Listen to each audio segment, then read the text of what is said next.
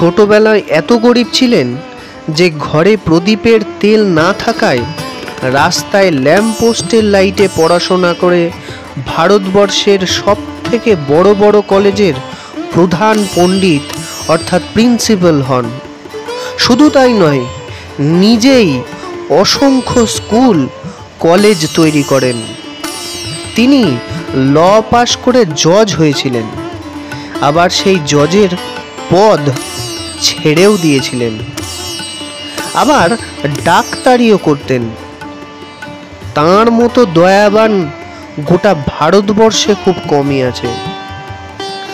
ব্রাহ্মণ বাঙালির ইংরেজ সাহেবের মুখের সামনে চটি জুতো পরা পা রেখে ইংরেজ সাহেবের অহংকারের বদলা নেওয়া তিনি বীর সিংহ ঈশ্বরচন্দ্র বন্দ্যোপাধ্যায়। তাঁর জীবনের অজানা কাহিনী জানতে পুরো ভিডিওটি অবশ্যই দেখতে হবে। বাংলা 1227 সালের 12ই আশ্বিন, ইংরাজি 1820 সালের 26শে সেপ্টেম্বর মঙ্গলবার ব্রিটিশ ভারতের বাংলা প্রেসিডেন্সির বীরসিংহ গ্রামে ঈশ্বরচন্দ্র বন্দ্যোপাধ্যায় জন্মগ্রহণ করেন। এই গ্রামটি বর্তমান ভারতের পশ্চিমবঙ্গ রাজ্যের পশ্চিম মেদিনীপুর জেলার অন্তর্গত হলেও সেই সময় হুগলি জেলার অন্তর্ভুক্ত ছিল। ঈশ্বরচন্দ্রের পিতা ঠাকুরদাস বন্দ্যোপাধ্যায় এবং মা ভগবতী দেবী। এক অতি দরিদ্র পরিবারে তার জন্ম হয়। ঈশ্বরচন্দ্রের পরিবারের আদি বাড়ি ছিল বর্তমান হুগলি জেলার বনমালীপুর গ্রামে। ঈশ্বরচন্দ্রের ঠাকুরদাদা রামজয় তর্কভূষণ ছিলেন সংস্কৃত ভাষা ও সাহিত্যে মস্ত বড় পণ্ডিত। তিনি ঈশ্বরচন্দ্রের নাম রাখেন ঈশ্বরচন্দ্র বন্দ্যোপাধ্যায়। ঈশ্বরচন্দ্রের পিতা ঠাকুরদাস বন্দ্যোপাধ্যায় ছিলেন সংস্কৃত সাহিত্যে মস্ত বড় পণ্ডিত। তিনি সেই সময় ইংরাজি ভাষাও শিখেছিলেন। ঠাকুরদাস বন্দ্যোপাধ্যায় কলকাতায় অল্প মাইনের চাকরি করতেন। সেই কারণে ঈশ্বরচন্দ্রের ছেলেবেলা কেটেছিল তার মা ও ঠাকুমার সঙ্গে বীরসিংহ গ্রামে। 4 বছর 9 মাস বয়সে ঠাকুরদাস বালক ঈশ্বরচন্দ্রকে গ্রামের সনাতন বিশ্বাসের পাঠশালায় ভর্তি করে দেন। কিন্তু সনাতন বিশ্বাস ছাত্রদেরকে পড়ানোর থেকে মারতে বেশি আনন্দ পেতেন।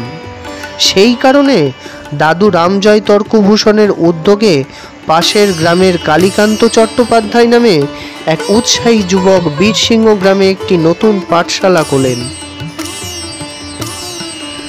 8 বছর বয়সে ঈশ্বরচন্দ্র এই পাঠশালায় ভর্তি হন।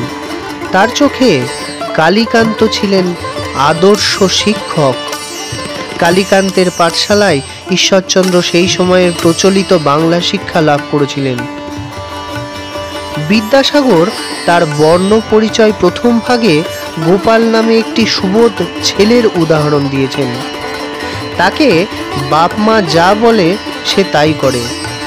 কিন্তু ঈশ্বরচন্দ্র নিজে যখন সেই গোপালের বয়সী ছিলেন, তখন গোপালের থেকে কোনো কোনো অংশে রাখালের সঙ্গেই তার বেশি মিল দেখা যেত। ঈশ্বরচন্দ্র বাবার কথা শোনা তো দূরে থাক, বাবা যা বলতেন তিনি ঠিক তার উল্টো করতেন। বাবাও ঈশ্বরচন্দ্রের স্বভাব বুঝে চলতেন। যেদিন সাদা কাপড় না থাকতো সেদিন তার বাবা তাকে বলতেন আজ কালো কাপড় পরে কলেজে যেতে হবে। ঈশ্বরচন্দ্র হঠাৎ বলতেন না, আজ ময়লা কাপড় পরে স্কুলে যাব। যেদিন বলতেন আজ স্নান করতে হবে, শোনা মাত্র ঈশ্বরচন্দ্র বলতেন যে আজ স্নান করব না। বাবা তাকে মেরেও স্নান করাতে পারতেন না। সঙ্গে করে টাকশালের ঘাটে নামিয়ে দিলেও দাঁড়িয়ে থাকতেন। বাবা চড়চাপড় মেরে জোর করে স্নান করাতেন ঈশ্বরচন্দ্রকে। কিন্তু পড়াশোনার ক্ষেত্রে বালক ঈশ্বরচন্দ্রের খুব আগ্রহ ছিল। যে প্রবল জেদ তিনি বাবার আদেশ ও নিষেধের বিপরীত কাজে দেখাতেন, সেই মারাত্মক জেদের সাথে তিনি পড়তে যেতেন। ঈশ্বরচন্দ্র ছোটবেলা থেকেই খুব জেদি একগুঁয়ে ছিলেন। ক্ষুদ্র একগুঁয়ে ছেলেটি মাথায় এক মস্ত ছাতা নিয়ে তাদের বড় বাজারের বাসা থেকে পটলডাঙ্গায় সংস্কৃত কলেজে যেতেন। লোকে মনে করত একটা ছাতা চলে যাচ্ছে। ঈশ্বরচন্দ্রের শরীরটি ছিল বেঁটে রোগা, আর তার মাথাটা ছিল প্রকাণ্ড বড়। স্কুলের ছেলেরা সেই জন্য তাকে যশুরে কই এবং তার অপভ্রংশে কসুরে জয়ী বলে খেপাত। তিনি তখন তোতলা ছিলেন, রেগে কথা বলতে পারতেন না। এই বালক ঈশ্বরচন্দ্র রাত 10টার সময় শুতে যেতেন। বাবাকে বলে যেতেন রাত্রি 2টোর সময় তাকে ডেকে দিতে। বাবা ঠাকুরদাস বন্দ্যোপাধ্যায় আরমানি গির্জার ঘড়িতে 12টা বাজলেই ঈশ্বরচন্দ্রকে জাগিয়ে দিতেন। বালক ঈশ্বরচন্দ্র বাকি রাত জেগে পড়া করতেন। এটাও একগুঁয়ে ছেলের নিজের শরীরের প্রতি জেদ। শরীরও প্রতিশোধ তুলতে ছাড়ত না। মাঝে মাঝেই তার কঠিন সাংঘাতিক পীড়া হতো, কিন্তু তার ব্যথার শাসনে ঈশ্বরচন্দ্রকে কখনোই হারাতে পারেনি। এর ওপরে ঘরের কাজও অনেক ছিল। বাসায় তার বাবা এবং ভাই ছিলেন, দাসদাসী ছিল না। ঈশ্বরচন্দ্র দুবেলা সকলে রান্না করতেন। সকালে ঘুম ভাঙলে ঈশ্বরচন্দ্র কিছুক্ষণ বই পড়ে গঙ্গার ঘাটে স্নান করে কাশীনাথ বাবুর বাজারে বাটা মাছ ও আলু পটল তরকারি কিনে আনতেন। বাটনা বেটে উনুন ধরিয়ে রান্না করতেন। সবার খাওয়া হলে তাদের বাসন ধুয়ে তবে পড়তে যাওয়ার অবসর পেতেন। রান্না করতে করতে ও স্কুলে যাওয়ার সময় পথে চলতে চলতে তিনি পড়া মুখস্থ করতেন। এদিকে ছুটির সময় যখন জল খেতে যেতেন তখন স্কুলের গরিব ছাত্রদের মিষ্টি খাওয়াতেন। স্কুল থেকে মাসিক যে বৃত্তি পেতেন তা তিনি ব্যয় করতেন গরিব ছাত্রদের খাইয়ে। অথচ তার নিজেরই সেই সময় ঠিকমতো খাওয়া জুটত না।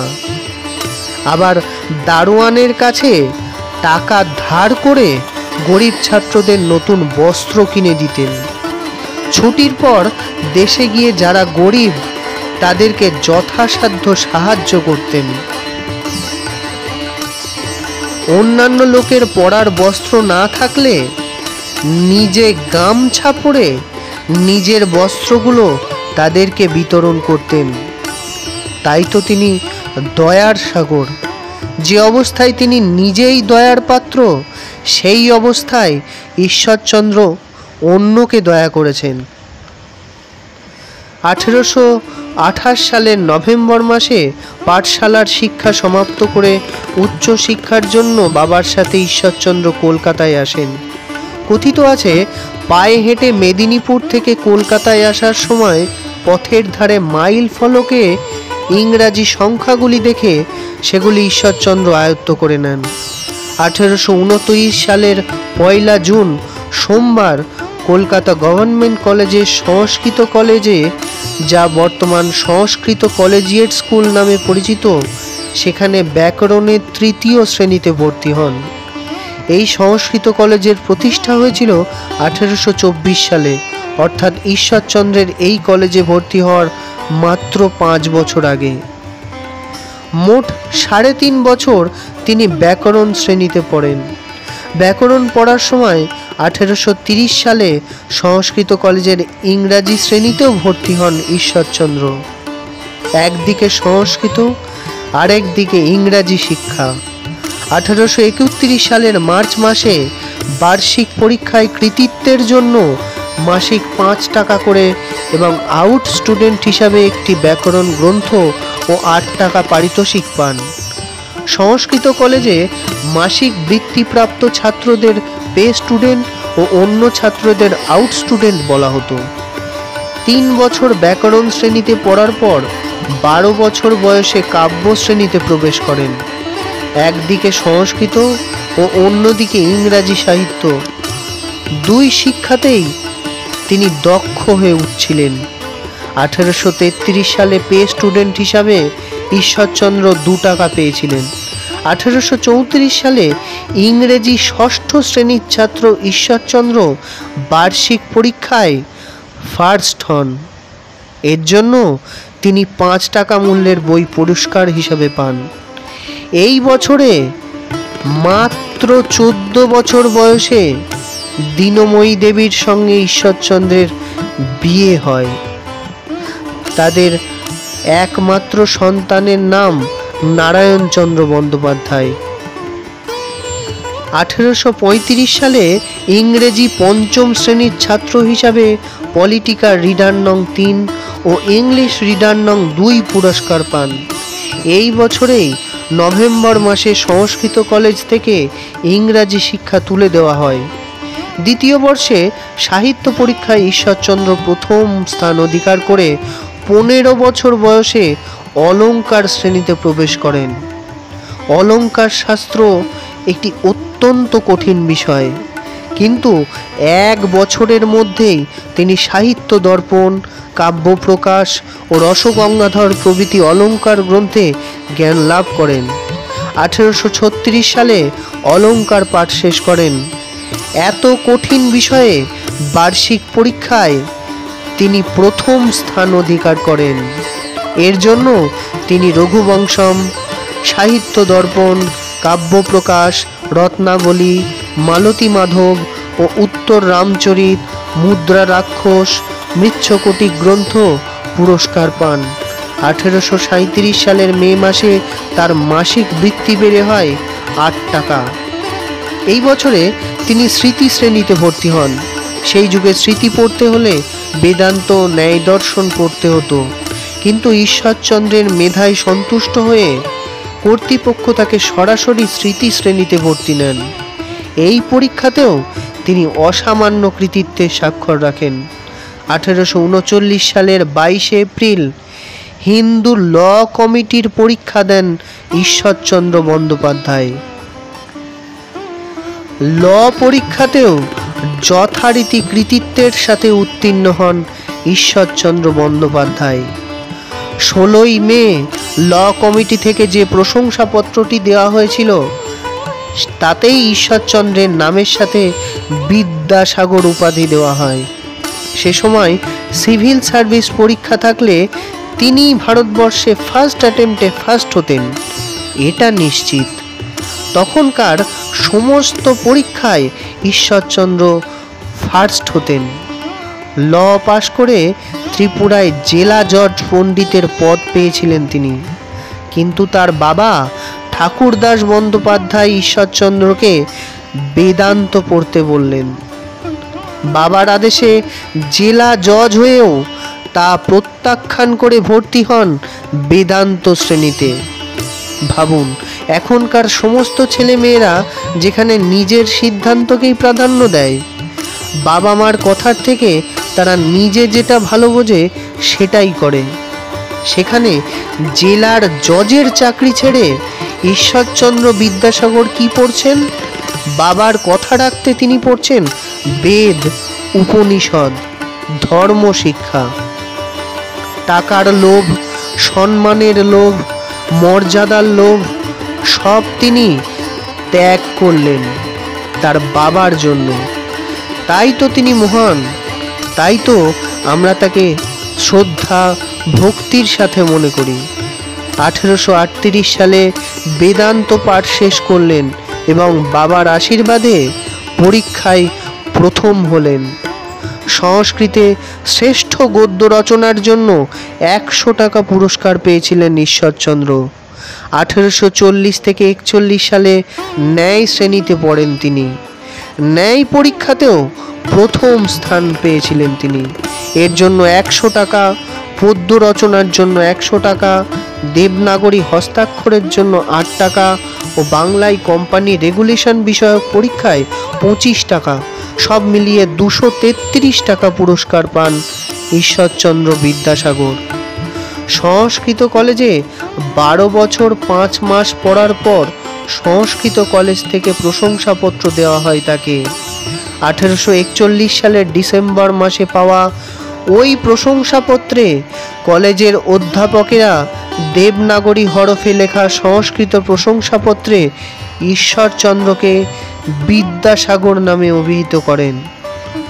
চরম দরিদ্রতার মধ্যে পড়াশোনা করেছেন বিদ্যাসাগর। ঘরে আলো ছিল না, তার জন্য তিনি রাস্তার লাইটে পড়াশোনা করেছেন। এই গ্রামের রোগা বেঁটে দেহ নিয়ে এবং প্রকাণ্ড মাথা নিয়ে বিদ্যাসাগর উপাধি পেয়েছেন ঈশ্বরচন্দ্র বন্দ্যোপাধ্যায়। নিজের ছেলের সাথে বিধবা মেয়ের বিয়ে দিলেন।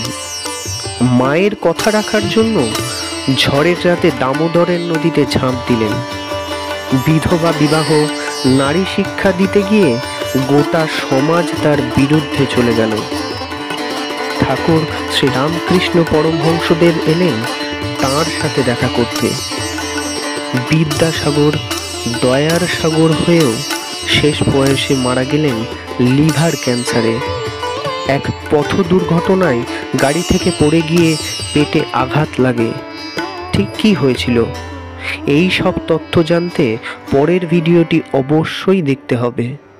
ভিডিও ভালো লাগলে লাইক করুন, কমেন্ট করুন, চ্যানেলটি অবশ্যই সাবস্ক্রাইব করুন। ধন্যবাদ।